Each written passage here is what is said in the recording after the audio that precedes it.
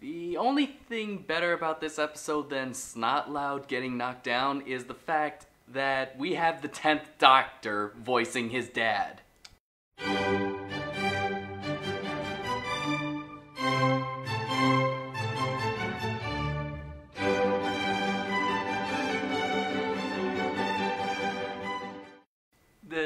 Did he travel back in time to be a Viking and disguise himself as a Viking? Probably.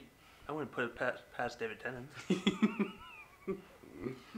But I'm really mixed about this episode. Oh my god, this is my favorite. This is one of my favorite episodes ever. This is just the writers. To me, they had potential to. This is a love-hate relationship because they could have done Snotlout some character development, but they just threw it away for the status quo. Okay, yes, yeah. God. All right, yeah.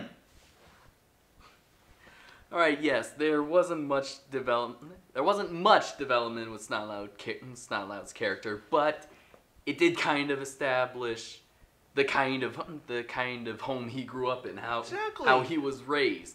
I mean, it kind of explained the whole reason why he's such a meathead too.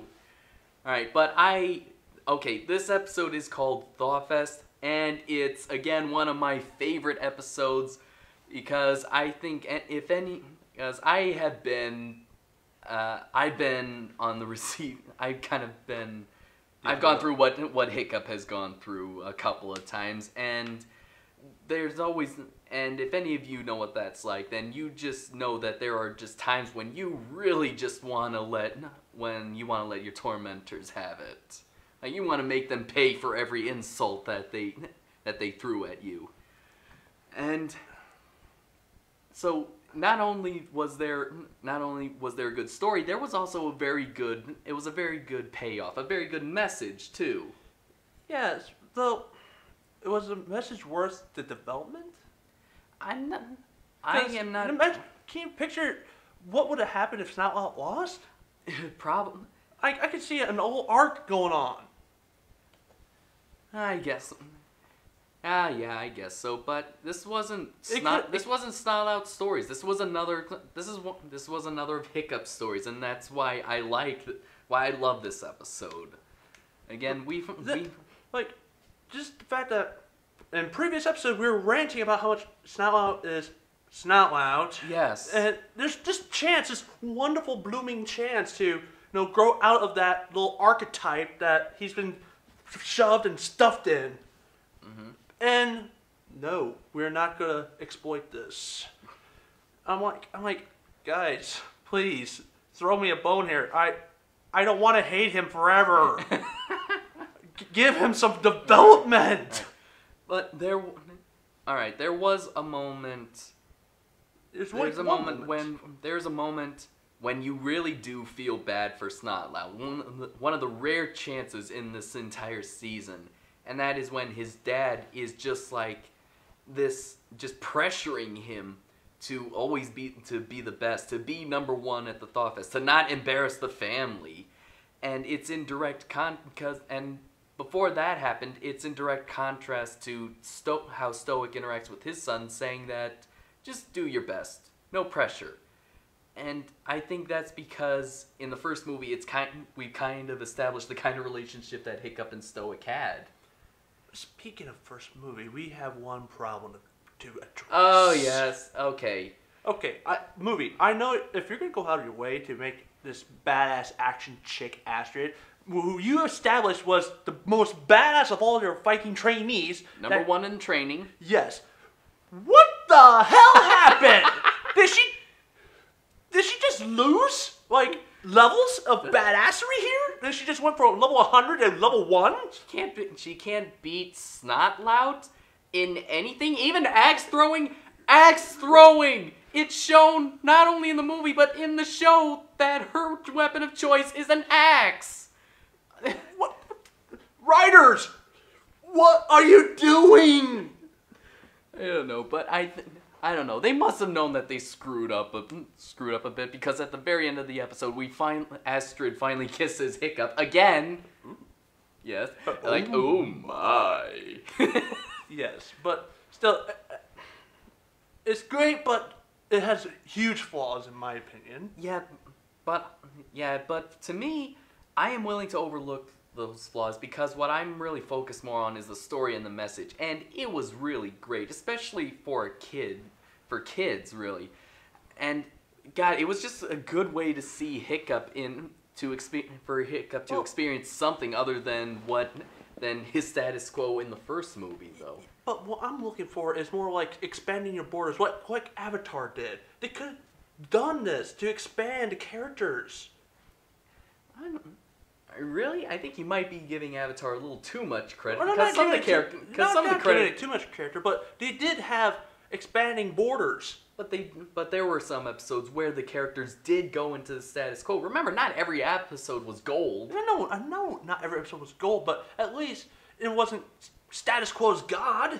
I know, but what about with the episode with the fortune lady, Grandma? Someone I don't know when Sokka is like trying his hardest to convince the townspeople that fortune telling is.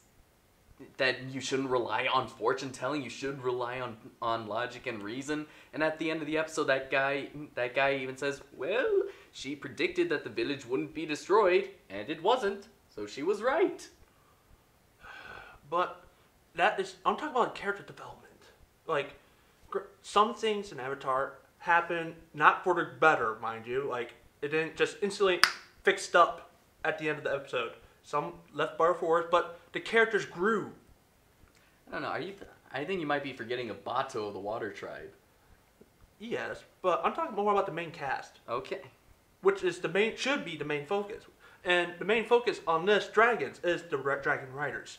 We should be seeing development, not just Hiccup, of all of them. Even though some of them I do not care for. But I would like to see some development. Alright, well, but isn't even a little bit of character establishment just good enough? I mean, at least now I can kind of have a little sympathy for Snotlout. I mean, he's under all this pressure from his dad. Yes, establishment is great, but it leaves a better impression when you don't just tidy it up. This is supposed to be a 22-minute episode, not a 90-minute movie. Well, I know, but neither was Avatar. Yeah, Avatar had 3 seasons. They had series to go through character development. You're asking for character development right within every single episode. Isn't that what is supposed to happen?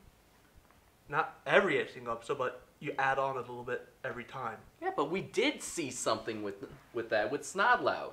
And don't get me wrong, there will be a couple more episodes. There's actually one more episode, a little bit, where we get a little more into Snotlout's, a glimpse into more of Snotlout's character, or at least why he's such a jerk. But again, I kind of want little baby steps in my characters. I don't want a complete 180.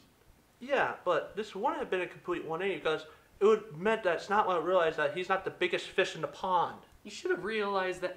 You should have realized that before. Yes, that's what I'm getting at. It's like it might take him down a couple of pegs, not too much pegs, but get him like, okay, I can't be an asshole that much anymore, I guess. But seriously, it's like it's a toss-up of yes, it's great, but could have done it. You could have taken a risk. Oh, well, I'm not going to disagree. I'm not going to argue with that one because to each their own. I mean, I respect your opinion on that. And if you feel like that the episode could have been done better, then who am I to say that you're wrong? What they did with Astrid was totally unforgivable. Yeah, yes, what they did. Yes, I will agree with you on that. Even I had complaints on that. But really, Hiccup, I really loved the transformation that he had. I love the mirroring of the dragon and the rider. I know. I know. God, this is a personal favorite of mine. I just love how Hiccup finally has the chance to be on even ground with Snotlout, and even that goes to his head. And again, that's what makes the message so much better. It's better to lose graciously than to just be a gloating winner, because we saw that if Hiccup is given the chance, he will turn into another Snotlout. Oh God. But no, the thing is, it's not a complaint, but something I took notice. If this was any event, the tie-breaking was anything non-dragon related, there was no hope in hell for Hiccup. True, but they've already established that at the beginning of the episode. Yeah. So what was the build-up for? It wasn't a build-up, but it was predictable about what the final event has to be dragon related somehow, in order to give them an even footing.